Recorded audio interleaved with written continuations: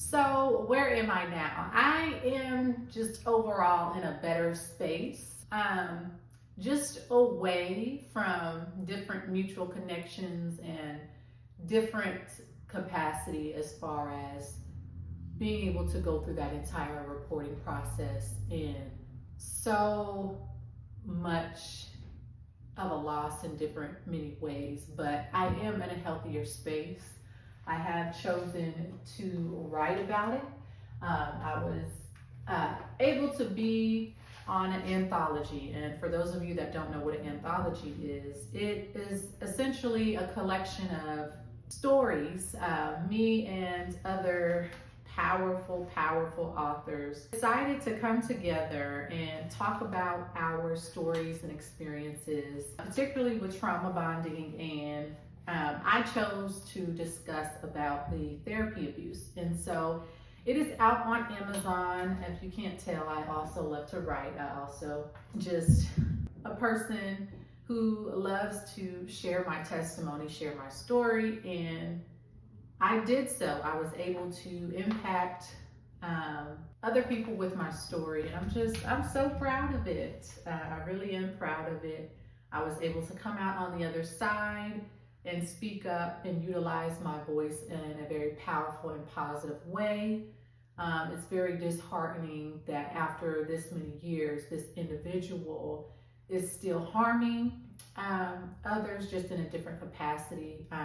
The reporting process, again, it's only so much we can do as far as, laws, litigation abuse, statute of limitations.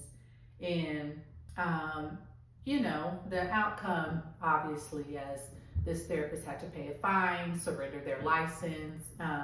But again, in terms of the therapy world and therapy industry, most of the time they're able to just, go into a different industry and pivot into the coaching space, or if they have, anything else going on. And so that's particularly what happens if, they surrender their license, is that they're still able to do this and harm others, just not in the therapy world. I mean, they can if they decide to come back and reinstate their license, reapply for different certifications, and go that route again. But most of the time what you hear is you hear them going into life coaching or trauma coaching, and it happened again, just in a different capacity. And I've had to set some really strong boundaries between mutual connections, and